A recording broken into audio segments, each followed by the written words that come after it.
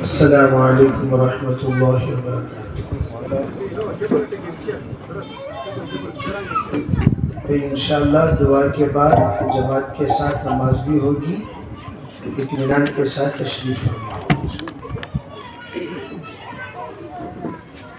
الحمدللہ وحدہ والصلاة والسلام علی من لا نبی بعدہ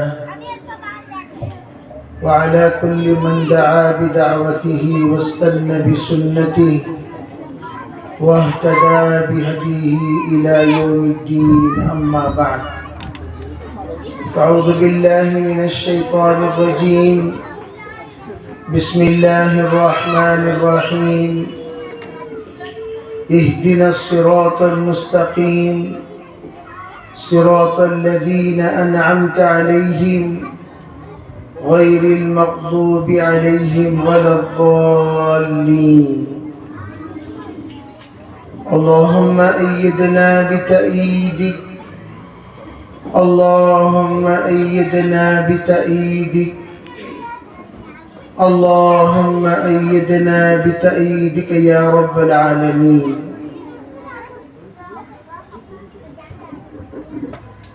حضرت استاد الاساتذہ صدر جلسہ دامت برکاتہم، معزز محترم معقر مبجل حضرات علماء کرام، بزرگان دین، پردہ نشین محترم خواتین، ہم لوگ جس حساس عنوان کو سماعت کرنے کے لیے یہاں جڑے ہیں، اس کا جزو اول تحفظ ختم نبوت پر حضرت نے جامع خطاب فرما کر 8 وہ اصول جس کو ہم اصول ہشت کہتے ہیں، جس میں کوئی اور مزید اصول بنانے کی کوئی گنجائش ہی نہیں ہے، حضرت نے بطور متن و عنایت فرما کر بہت بڑا احسان فرمایا اور بڑے اچھے انداز میں حضرت نے ان تمام جزئیات کو سمجھایا۔ امید کرتا ہوں انشاءاللہ ہم سب ان تمام باتوں کو سمجھیں گے اور اپنی زندگی میں جب بھی جہاں بھی ختم نبوت کی محنت کے لیے آپ کو جوڑا جائے ضرور ہم جڑیں گے۔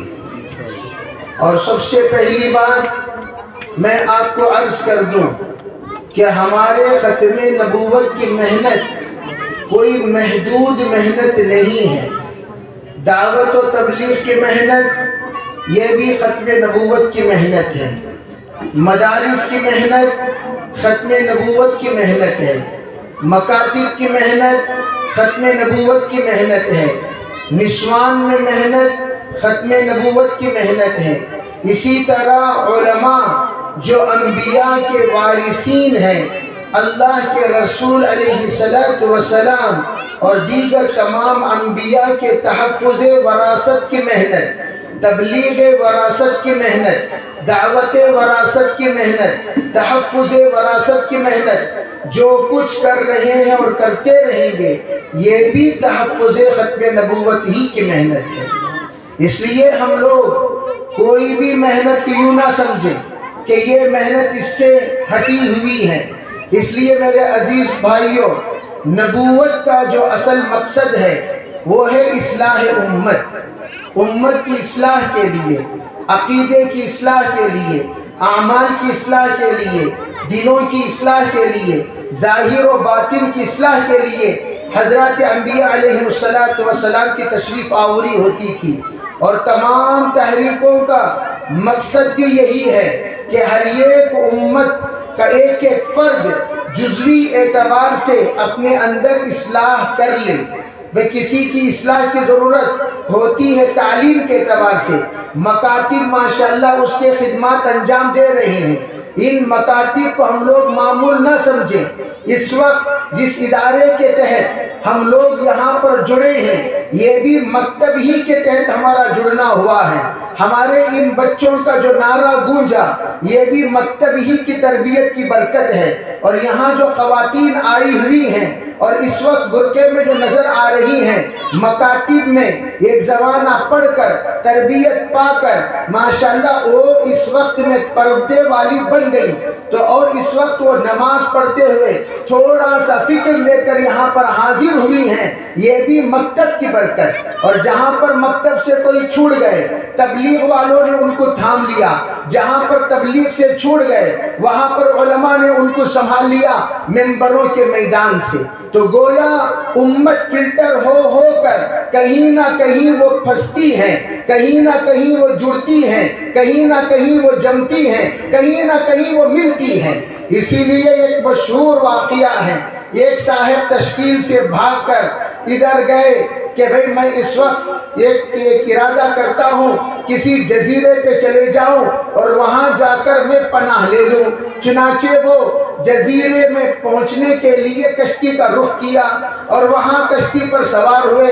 اتفاق کی بات یہ ہے دوسرے گشت کے بعد تیسرا گشت بھی لوگ کرتے ہیں، تو تیسرے گشت والے کشتی میں مل گئے اور مل کر وہاں ان سے پوچھا بھائی السلام علیکم، وعلیکم السلام، کہاں سے تشریف لا رہے ہیں؟ انہوں نے کہا پھر اس کے بعد انہوں نے کہا مقصد سفر کیا ہے؟ انہوں نے بتایا، پھر وہیں پر وہ سمجھانا شروع کر دیے۔ تو وہ کہنے لگے کہ ایسا لگتا ہے کہ اب میں سمندر میں کود بھی جاؤں وہاں بھی تم لوگ آ کر مجھے چھوڑو گے نہیں۔ تو اسی طرح ختم نبوت کی محنت ہم کر رہے ہیں لیکن ہم سمجھے بغیر، جیسے کہا بغیر نیت کی نماز، بغیر نیت کی محنت، بغیر نیت کی کوشش، بغیر نیت کے اپنے آپ کو کھپانا یہ کسی مطلب کا نہیں ہوتا۔ اسی لیے کہا جاتا ہے ارے بھئی آپ پہلے نیت کرو کہ میں جو محنت کر رہا ہوں۔ حضرت مولانا یوسف صاحب رحمۃ اللہ علیہ سے کسی نے آ کر کہا حضرت آپ کی تحریک بہت وسیع تحریک ہے، بہت مؤثر تحریک ہے اور بہت ہی زیادہ ماشاءاللہ مسلسل محنت کرنے والی تحریک ہے، اور اس میں باقاعدہ ساتھیوں نے جان اور مال کھپانے کے عزم مصمم کے ساتھ چلتے ہیں پھرتے ہیں، اور آپ حکومت کے سلسلے میں کچھ کیوں نہیں کہتے؟ حضرت نے فرمایا آپ ہمارے سلسلے میں نہیں جانتے، سب سے زیادہ تو ہم کہتے ہیں۔ فرمایا آپ کہاں کہتے ہیں؟ ہم نے تو کبھی سنا نہیں۔ جمعیت العلماء والے کہتے ہوئے نظر آتے ہیں، جماعت العلماء والے کہتے ہوئے نظر آتے ہیں، لجنت العلماء والے کہتے ہوئے نظر آتے ہیں، لیکن آپ کے یہ مسلم لیگ والے کہتے ہوئے نظر آتے ہیں، لیکن تبلیغ والے کہتے ہوئے نظر نہیں آتے۔ فرمایا جناب آپ نے کبھی ہمارا بیان سنا؟ کہا جی ہاں سنا۔ کیا سنا؟ کیا ہم یہ نہیں کہتے حکومت سے کچھ نہیں ہوتا، کرسی سے کچھ نہیں ہوتا؟ کیا ہم ہر بیان میں یہ نہیں کہتے؟ فرمایا ہاں کہتے ہیں۔ تو ہم تو مستقل کہہ رہے ہیں بے ہمارا بیان وہیں سے شروع ہوتا ہے۔ چنانچہ ان کا بیان یہ یہاں سے بھی شروع ہوتا ہے، اللہ نے ہمیں ختم نبوت کی برکت سے یہ کام عطا فرمایا، ختم نبوت کی برکت سے یہ کام عطا فرمایا۔ اس لیے میں دعوت کے ساتھیوں سے بھی کہتا ہوں آج کا عنوان اتنا حساس عنوان تھا، تم لوگ جوک در جوک یہاں پر جمع ہوتے، لیکن تم نے کیا سمجھا مسجد وار جماعت میں بیٹھنا ہی تبلیغ ہے اور گشت کرنا ہی تبلیغ ہے، 3 دن نکلنا ہی تبلیغ ہے، چلے میں جانا ہی تبلیغ ہے۔ جہاں پر ختم نبوت کے عنوان پر جوڑا جائے وہاں پر جڑنا اور وہاں پر سمجھنا، وہاں پر ساتھ دینا، اس کو ہم نے تبلیغ کا جز ہی نہیں سمجھا۔ حضرت مولانا یوسف صاحب رحمۃ اللہ علیہ ہمیشہ فرمایا کرتے تھے ارے بھائی ہمارا کام تمام شعبوں کی آبیاری کا کام ہے، تمام شعبوں کی آبیاری کا کام ہے۔ کیا مطلب؟ ہمارے کام کے ذریعے سے مکاتب کو طلبہ ملیں گے، اماموں کو مقتدی ملیں گے، مدرسین کو متدرس ملیں گے، مقررین کو سامعین ملیں گے، اور حضرت نے فرمایا ہمارا کام ہے تمام شعبۂ دین دین کو آباد رکھنا. لیکن ہم نے یہاں پر کئی مرتبہ دیکھا ڈی جے ہلی یہ آ کر مسلمانوں کا سمندر کا علاقہ, یہاں پر عورتوں کی تعداد انگنت ہے, مردوں کی تعداد انگنت ہے, بچوں کی تعداد لامحدود ہے. یہاں پر مستقل اگر آپ کوشش کریں گے, محنت کریں گے, اگر آپ ترتیب بنائیں گے تو آپ کو اتنا بڑا طبقہ ملے گا کام کرنے والا, اور وہ طبقہ انشاءاللہ پورے بنگلور میں چھا سکتا ہے.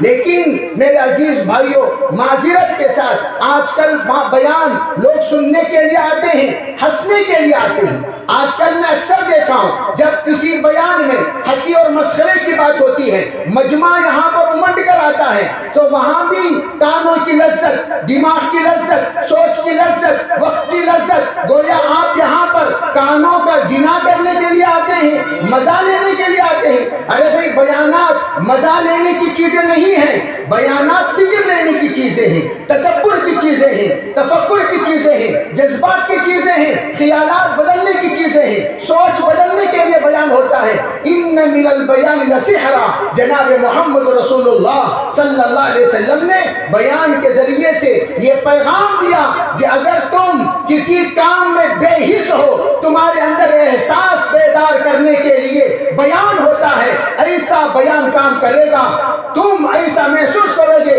بے شرم تھا میں اب با شرم ہو گیا, بے حیا تھا با حیا ہو گیا, بے غیرت تھا با غیرت ہو گیا, میں غیر ذمہ دارانہ حرکت کرتا تھا اب ذمہ دار بن گیا. کیسے ہوا؟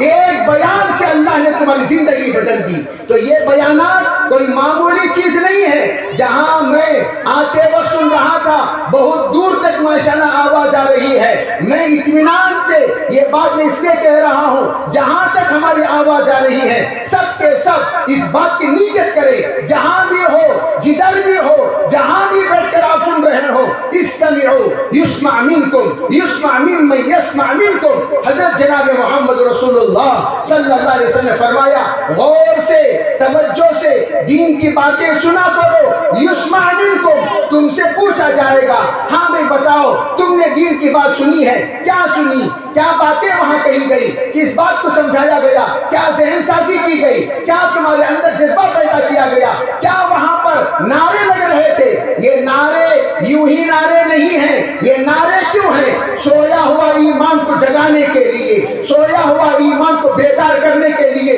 سوتی ہوئی قومیں جاگ اٹھی, جاگتا مسلمان سوتا ہے. آج ہم لوگوں کی سونے کا نتیجہ کیا ہوا؟ آج ہمارے گھر کے اندر زندگیت آ گئی, بربریت آ گئی, ظلم و ستم ہمارا بیٹا ہم پر کرنے والا بن گیا. ڈی جے ہلی کے اطراف جتنے احباب ہیں سب کو جوڑ کر اگر ان کی زندگی کی کارگزاری لو, یہ داستان ہر ایک انسان کا تم لکھ سکتے ہو, ہر ایک خاتون کا تم لکھ سکتے ہو. اتنی زیادہ یہاں ستم خوردہ لوگ موجود ہیں, اتنے زیادہ یہاں پر مظلومین موجود ہیں, اتنے زیادہ یہاں فقر و فاقہ کے ستم خوردہ موجود ہیں. یہاں پر لامحدود تعداد آپ کو ان احباب کی ملے گی جن احباب نے اپنی زندگی کے کئی مراحل پار کرنے کے بعد ایک منزل کے تلاش میں وہ پھر رہے ہیں, گھوم رہے ہیں. لیکن ان تمام کو یہ پیغام پہنچا دو اللہ کے سامنے جب تم ہمیشہ دعا کرتے ہو, اہدنا الصراط المستقیم صراط الذین انعمت علیہم, اللہ سے یہ بھی کہتے ہوئے نیت کرو, یا اللہ تو مجھے گمراہ نہ کرنا. کاد الفقر ان یکون کفرا, جتنے باطل فرقوں کا نام لیا گیا وہ تمام کے تمام مال کے ذریعے سے آپ کا تعاون کریں گے, مال کے ذریعے سے آپ کو کھینچیں گے, امداد کے ذریعے سے آپ کو بلائیں گے. آپ کو رمضان مبارک کا مہینہ آ رہا ہے, ریشن دے کر آپ کو کھینچنے کی کوشش کریں گے. تمام باطل فرقے مال کا سہارا لیتے ہیں لیکن حق والی جماعتیں اعمال کا سہارا لیتی ہیں. دونوں میں فرق ہے. حق والے مال خود کھپاتے ہیں اور باطل والے مال دے کر ہمیں کھینچتے ہیں اپنی طرف تاکہ مال کا لالچی بن کر وہ ان کی طرف چلا جائے. لیکن میرے عزیز بھائیوں, جب تک علماء حق زندہ رہیں گے, وارثین انبیاء زندہ رہیں گے, انشاءاللہ ثم انشاءاللہ ختم نبوت پر آنچ آنے نہیں دیں گے. اس لیے میں نے ہمیشہ کہا, اگر آپ کو کوئی شکیلی ملتا ہے, کوئی آپ کو کوئی گوہری ملتا ہے, آپ کو کوئی ایسے دعوے دار ملتا ہے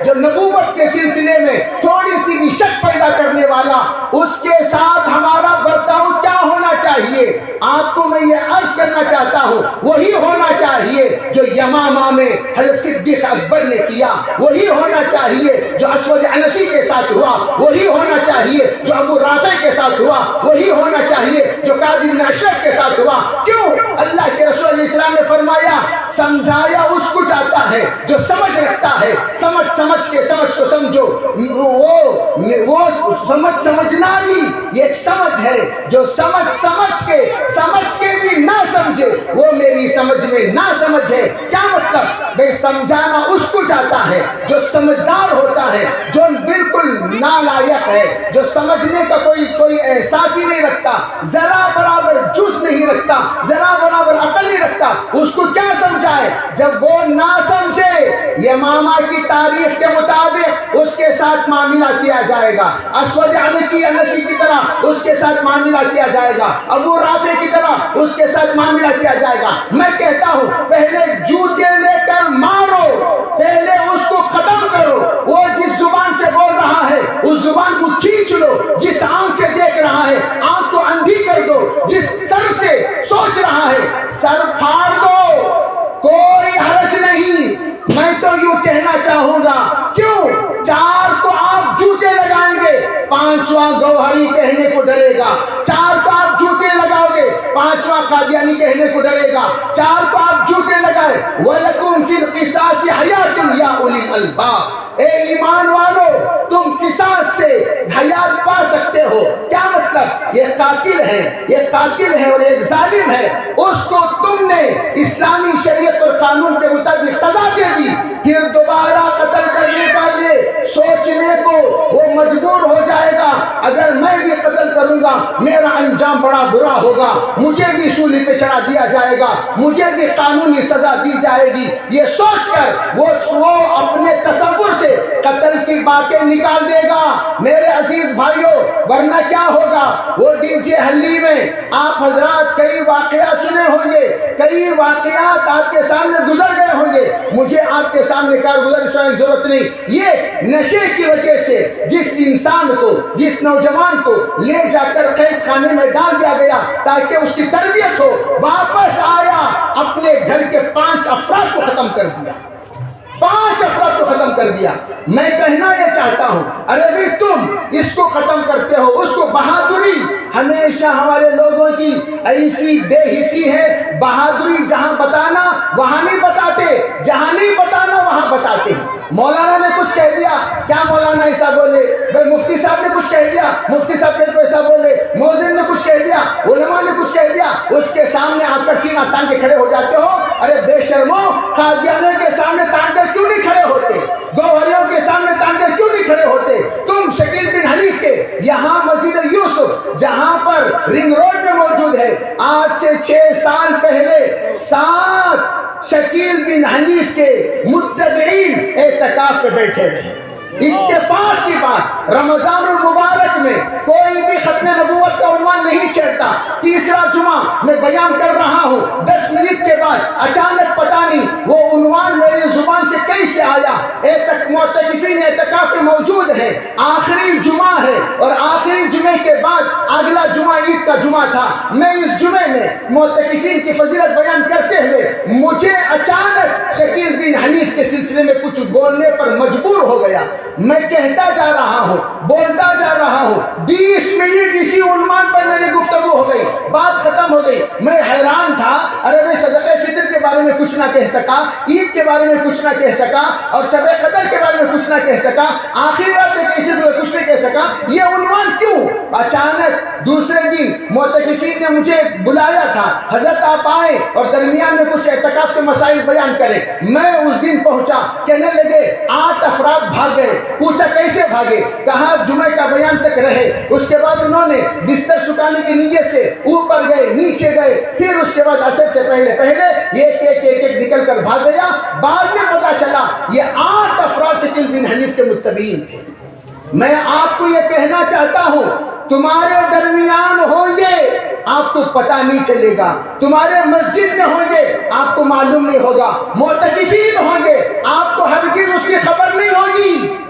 وہ بالکل آپ کی طرح ہوں گے, 4 ماہ لگائے ہوئے ہوں گے، کئی بار لگائے ہوئے ہوں گے، پیجامہ اوپر ہوگا، جوبہ نیچے ہوگا، پگڑی باندھے ہوں گے، داڑھی بڑی ہوگی، مونچھ کٹی ہوگی، مسواک رکھے ہوں گے اور آپ سے بڑی محبت سے بات کریں گے۔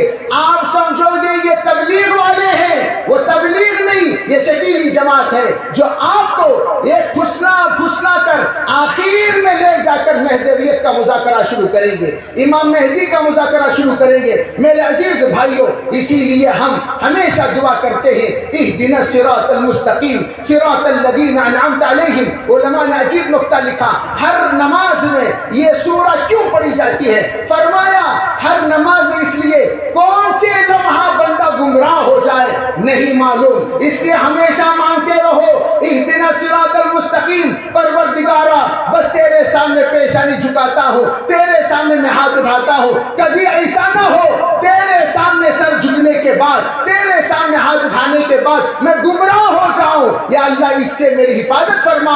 اس نیت کے ساتھ ہم دعا کرتے ہیں۔ علماء یہ جماعت وہ ہے جس کے سلسلے میں حضور نے فرمایا علیکم بمجالس العلماء، علماء کے ساتھ بیٹھا کرو۔ آج علماء سے دوریاں دن بدن ہماری بنتی جا رہی ہے، علماء اکرام کے پاس ہم آتے ہی نہیں، آتے ہیں تو مطلب کے لیے آتے ہیں اور آ کر بیٹھ بھی جاتے ہیں، مطلب کی بات کرتے ہیں، علماء کے تابع دار ہونے کو تیار نہیں۔ نام رکھنا ہے خود ہی سے رکھتے ہیں، کام کرنا ہے خود ہی سے کرتے ہیں، کہیں جانا ہے خود ہی سے، خود مفتی ہو گئے، خود بخود عالم ہو گئے، ہر ایک اپنا مسئلہ خود بیان کرتا ہے۔ میں یہاں تک کہ طلاق دینے کے بعد 3 طلاقیں دے کر اس کی بیوی سے جی معاف کر ڈالو، جی معاف کر ڈالی، تمہیں بھی معاف کر لیو، ہاں معاف کر ڈالا، 3 طلاق کے بعد ساتھ مل کر جینے والے ٹینری روڈ سے لے کر گووند پور تک آپ کو 1000 عورتیں ملیں گی۔ بلا مبالغہ کہتا ہوں میں، طلاق دینے کے بعد اپنے ساتھ اسی شوہر کے ساتھ جس کے ساتھ رہنا حرام ہے، ناجائز ہے، زنا ہے، اس کے ساتھ ہماری زندگی گزر رہی ہے۔ رمضان کے روزے کہاں، نمازیں کہاں، پردہ کہاں، اولاد کہاں، ان سب کا کیا حال ہوگا؟ ذرا جائزہ لیجئے۔ سیلف فتویٰ دے لیتے ہیں، یہ کسے بھی نہیں معلوم، مجھے اور تمہارے درمیان کا قصہ بس اللہ معاف کرنے والا، لا حول ولا قوت الا باللہ۔ اللہ دیکھ رہا ہے، اللہ سمیع ہے، اللہ بصیر ہے۔ ایسی زندگی گزارنے والوں کو موت اگر ہو جائے تو وہ کہاں جائیں گے آپ خود اندازہ لگا لیں۔ اس لیے میں عرض کرنا چاہتا ہوں ہرگز ایسی حرکت نہ کریں، آزاد نہ ہو، علماء سے تعلق رکھیں، علماء سے پوچھا کریں۔ یہاں تک کہ رمضان مبارک کا مہینہ آ رہا ہے، پوچھ کر کام کرنے کا مہینہ۔ رمضان آپ کے دسترخوان کو دیکھنے نہیں آتا، رمضان تو آپ کے در و دیوار دیکھنے نہیں آ رہا ہے، جب رمضان آپ کے ساتھ یہ تمام رنگ و روغن کو دیکھنے نہیں آ رہا ہے، رنگ رنگیلیوں کو دیکھنے نہیں آ رہا ہے، رمضان آ رہا ہے تمہارے دلوں کی طرف دیکھنے کے لیے۔ اسی لیے فرمایا رمضان مبارک کا استقبال کیسے کریں؟ فرمایا جیسے مہمان کا استقبال، گھر کی صفائی ہوتی ہے، بیڈ شیٹ کا بدلنا ہوتا ہے، صوفے کا، خصوصاً اگر وہ مہمان آئے جو دبئی میں رہنے والا ہو، شارجہ میں رہنے والا ہو، دیگر ممالک میں رہنے والا ہو، اگر وہ مہمان آتا ہے تو اس کے لیے بڑے اہتمام کیے جاتے ہیں۔ دبئی کی خوشبو وہ لا کر وہاں لڑکی کے والد یعنی اس کے خسر وہ مہکاتے ہیں تاکہ میرا یعنی جوئی جو ہی اندر داخل ہو دبئی والی مہک اس کو مہکنے لگے، دبئی والا ایک فیلنگ اس کو محسوس ہو۔ اسی طرح کے بیڈ روم، اسی طرح کی پینٹنگ، اسی طرح کے برتن، اسی طرح کا دسترخوان۔ حالانکہ وہ دبئی میں کوئی بہت بڑا پردھان نہیں ہے، بہت بڑا لیڈر نہیں ہے، کار پوچھ کر آ رہا ہے، بیت الخلا دھو کر آ رہا ہے، وہ گارڈن مین ہے، وہ زیادہ سے زیادہ اپنے وہ جو کچھ بھی صفائی ستھرائی کا جو کام ہے وہ کر کے آ رہا ہے، وہ بڑے عہدے پر سے نہیں آ رہا ہے۔ اس کا جیسے عام طور پر دبئی میں جا کر آنے کے بعد پہلے ان کے سگریٹ کے ڈبوں میں سگریٹیں ہوا کرتی تھی، ذرے دنوں کے بعد ڈبے دبئی کے اندر بنگلور کے بیڑیاں، اندر بنگلور کی بیڑیاں ڈبے دبئی کے بار بار دبئی کا ڈبہ نکالے گا جیب میں رکھ لے گا، ڈبہ نکالے گا جیب میں رکھ لے گا. یہ سب ناٹک کرنے والی ایک بڑی جماعت موجود ہے. بہرحال آمدم برسر مطلب جیسے اس کے لیے ہم اہتمام کرتے ہیں. رمضان جب آ رہا ہے دلوں کو ان تمام گناہ، معاشرتی گناہ، معاملتی گناہ، عبادت کے گناہ، اخلاق کے گناہ، خلوت کے گناہ، جلوت کے گناہ، ان تمام گناہوں سے توبہ کریں. یا اللہ رمضان آ رہا ہے، وہ آنکھوں میں بسنے کے لیے آ رہا ہے. رمضان آ رہا ہے، دلوں میں بسنے کے لیے آ رہا ہے، دماغ میں بسنے کے لیے آ رہا ہے، بدن کے روے روے میں بسنے کے لیے آ رہا ہے. یا اللہ اس رمضان آنے سے پہلے میں اپنے آنکھوں کے تمام گناہوں سے توبہ کر لوں تاکہ رمضان کی رحمتیں جب متوجہ ہو تو دیکھیں ماشاءاللہ ظرف بالکل پاک ہے، تب جا کر مظروف اندر آنے کے لیے آمادہ ہو جائے گا. اگر آپ ظرف کو گندا رکھیں گے، مظروف کیسے؟ جیسے ہم پانی پینے کے لیے گلاس آگے بڑھائے، پانی ڈالنے والے نے دیکھا گلاس گندا ہے، کیا کہتے ہیں؟ ارے جا کو گلاس دھو لے گا جی. اگر میٹھا لینے کے لیے کھٹورا ہم نے پیش کیا، کھٹورا گندا ہے، کیا کہتے ہیں؟ بھائی پہلے کھٹورا دھو کر لاؤ. تو جب گندی چیز ہے، پانی ڈالنے کو تیار نہیں، گندا برتن ہے، چائے ڈالنے کو تیار نہیں، گندا برتن ہے، میٹھا ڈالنے کو تیار نہیں، گندے گندے پلیٹ ہے، کھانا ڈالنے کو تیار نہیں. ارے بھائی کیا اللہ کی رحمت اتنی سستی گندے دلوں میں آ کر بس جائے، گندی آنکھوں میں آ کر بس جائے، گندے کانوں میں آ کر بس جائے، گندے دماغوں میں آ کر بس جائے؟ اس رحمت سے مستفید ہرگز گندا نہیں ہو سکتا تا وقت کہ وہ گندا دور کر کے، گندگی دور کر کے جب تک بندگی میں نہیں آ جائے گا اس وقت تک اللہ کی رحمت نہیں بسے گی. اللہ کی رحمتیں، مغفرتیں، عنایتیں سب کے سب آ کر دستک دیں گی. اگر دستک ایک بار دی، دو بار دی، تین بار دی، تین بار بھی آپ نے گندگی کو صاف نہیں کیا پھر چلی جائے گی، دوبارہ واپس نہیں آئے گی. اس لیے سبوں سے میں یہ عرض کرنا چاہتا ہوں کہ سب نیت کریں انشاءاللہ رمضان المبارک کا جیسے ہمارے نیک برگزیدہ بندوں نے استقبال کیا انشاءاللہ ہم بھی استقبال کریں گے. ہم بھی رمضان مبارک کی برکت سے اپنے آپ کو سدھاریں گے، اپنے خلوت کو بدلیں گے، جلوت کو بدلیں گے. جو محنت کرنے کو ہمیں کہا گیا انشاءاللہ ہم سب کریں گے. جو ہدایات حضرت علماء کرام نے ہمیں دی ہیں ان تمام ہدایات پر عمل کریں گے. آپ کے سامنے اکابر علماء کرام انشاءاللہ بیان کرتے بھی رہیں گے اور جمعے میں آپ کے خطبہ آپ کو سناتے بھی رہیں گے. جو باتیں قرآن کے روشنی میں سنائی جائیں وہ تمام باتوں پر عمل کرنے کی نیت کریں. تراویح کا اہتمام کریں اور روزوں کا اہتمام کریں. میں تو کہتا ہوں مسلمان ہوٹل والوں کو آواز جہاں تک جا رہی ہے سنیں، کسی بھی مسلمان کو ہرگز ہرگز ہرگز ہوٹلوں میں چائے پلانا، کھانا کھلانا حرام ہے، حرام ہے، حرام ہے. اگر آپ بغیر عذر کے چائے پی رہے ہیں، مود پینا چائے پینا دونوں برابر. بغیر عذر کے کھانا کھا رہے ہیں، گندگی کھانا کھانا کھانا دونوں برابر. ہاں آپ چائے پیتے وقت میں آ کر جیسے کہ گندا پانی پی رہا ہوں، گند پانی پیتے وقت غلیظ پانی پی رہا ہوں، یہ نیت کر لو چائے سے کراہت پیدا ہوگی رمضان میں. اس لیے تمام جتنے ہمارا علاقہ تو تقریباً مسلمانوں کا علاقہ ہے، تمام نوجوان اس بات کی تحریک چلائیں دن میں ہمارے مسلمانوں کی کوئی ہوٹل نہیں کھلیں گے. کھلیں گے تو کب سے؟ ارے بھائی عصر کے بعد سے آپ کھولیے، آپ تہجد تک کھلا رکھیے، منع نہیں ہے. لیکن دن میں کوئی مسلمان آئے تو اس کا مطلب یہ ہوا آپ نے بے روزے داروں کی جرات کے سبب بنے ہیں. گھر میں عورتوں سے بھی کہتا ہوں ہرگز ہرگز کھانا نہ ڈالیں، تالا لگائیں. آپ اپنا کھانا اور سالن لے جا کر جمائیں باقاعدہ. یہاں تک کہ اگر کوئی شوگر پیشنٹ ہے تو رمضان میں بہترین شوگر کی ٹریٹمنٹ ہوتی ہے. میں تو یوں کہا کرتا ہوں جو جس کو آپ تلبینہ کہتے ہیں، پیور جو، ورجنل جو، آرگینک جو، وہ بہت سارے جگہوں پر ملتی ہے. آپ اس کو لیجئے، لینے کے بعد صبح یہ گنجی جو، شام کو یہ گنجی جو. اگر عورت بچے کو فیڈنگ کر رہی ہے، عورت کے گود میں دودھ پینے والا بچہ ہے، وہ عورت بھی اگر صبح یہ جو گلاس گنج پی لے، شام کو یہ جو گلاس گنج پی لے، آرام سے روزہ رکھ سکتی ہے۔ اللہ بچے کے روزی میں کوئی فرق آنے نہیں دے گا۔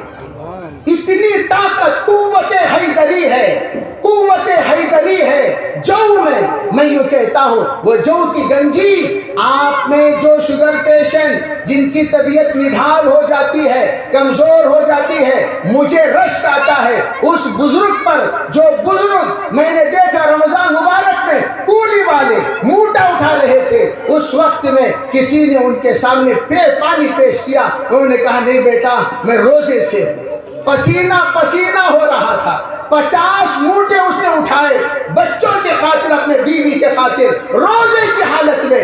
اللہ اس بچے کو، وہ بندے کو دیکھ رہا ہے، کیا رحمتیں اللہ کی اس پر برس رہی ہوں گی۔ اور ہمارے ایسے غلیظ لوگ، ہٹے کھٹے کھانے پینے والے، آرام سے ڈکانا دیتے ہیں۔ ان کمبختوں کو عیدگاہ آنے کی ہرگز اجازت نہیں ہے۔ جو رمضان کے روزہ نہیں رکھتے ان کمینوں سے کہہ دو عیدگاہ نہیں آنا، عیدگاہ نہیں آنا، نہ عیدگاہ آنا، نہ عید کے کپڑے خریدنا، نہ عید کے کپڑے دینا، نہ عید کی مبارکبادی دینا۔ تمام عورتیں اگر یہ نیت کر لیں انشاءاللہ ہم تمام مردوں کو روزہ رکھائیں گے۔ ماشاءاللہ آج کل تو ہمت عورتاں منتقل ہو کر 2000 کے بعد ہمت عورتاں ہو گیا، ہمت مرداں منتقل ہو کر ہمت عورتاں ہو گیا۔ جہاں پر ہم مجلس جوڑتے ہیں مرد ہوتے ہیں عشر عشیر، عورتیں ہوتی ہیں ماشاءاللہ کثیر، وہ ہوتی ہیں کثیر حد کثیر، اور یہاں ہوتی ہیں عشر عشیر۔ میں ابھی مسکی ایک جگہ ہے وہاں گیا، وہاں پر ماشاءاللہ عورتوں کے سلسلے میں کچھ باتیں کرنے کو کہا گیا، تو 3 بجے سے لے کر کچھ 5 بجے کے درمیان کچھ باتیں ہوئی، ہونے کے بعد اعلان کیا گیا مغرب کے بعد بھی انشاءاللہ بات ہوگی، لیکن مستورات وہاں سے ہلنے کو تیار نہیں، ہٹنے کو تیار نہیں، ڈلنے کو تیار نہیں۔ نتیجہ کیا ہوا، جیسے آپ سامنے بیٹھے ہوئے ہیں، یہاں پردہ لگا کر ادھر خواتین کو بٹھایا گیا تھا، جب خواتین ہلی ہی نہیں تو مغرب کے بعد مستورات موجودات ہو گئیں، مرد حضرات مستورات ہو گئے، تمام مردوں کو بھیج دیے مسجد، اور عورتیں 2000 کی تعداد میں ماشاءاللہ جہاں تھی وہی تھی، پوری بات سنی اور عزم مسمم کی۔ تو میں ان خواتین سے کہتا ہوں نیت کر لو، ابھی سے وجہ سنو جی، رمضان میں روزہ نہیں رکھے تبلو خاموش ہو جا، انہیں سمجھ جاتی جمال گھٹا دال تو فل ان دا بلینکس، کیا بھی نہیں تمہیں کیا روزہ نہیں رکھتے نہیں رکھو، کیا ہونا چاہ ہونا، جمال گھٹا لئیٹ حلا کو دے ڈالو، جلابہ مار کو دوبارہ چالی پوچھتے ہو، بے روزے دار کو سزا دیا کرو تاکہ ان کو عقل کام میں آئے۔ تو اس کے لیے میں کیا عرض کرنا چاہتا ہوں، آپ بیمار ہیں کوئی بات نہیں، سحری کرو، جتنی دیر آپ روزہ سنبھال سکتے ہیں سنبھالو، 11 بجے تک، 12 بجے تک، 1 بجے تک نہیں سنبھال سکے تو آپ افطار کر لیجئے، اللہ کے سامنے بول سکتے یا اللہ تیرا حکم تھا، حکم پر اتنی دیر عمل کیا، بندہ بے بس ہو گیا تو افطار کیا، بس آپ نے اجازت بھی دی ہے، اسی اجازت پر بندے نے عمل کیا۔ انشاءاللہ اس طرح شرعی اصول و ضوابط کے مطابق ہم علماء سے پوچھ کر انشاءاللہ رمضان گزاریں گے، اللہ خوب برکت دے گا، اللہ ہم نے شریعت کو عمل کرنے کی توفیق عطا فرمائے۔ وآخر دعوانا الحمدللہ رب العالمین۔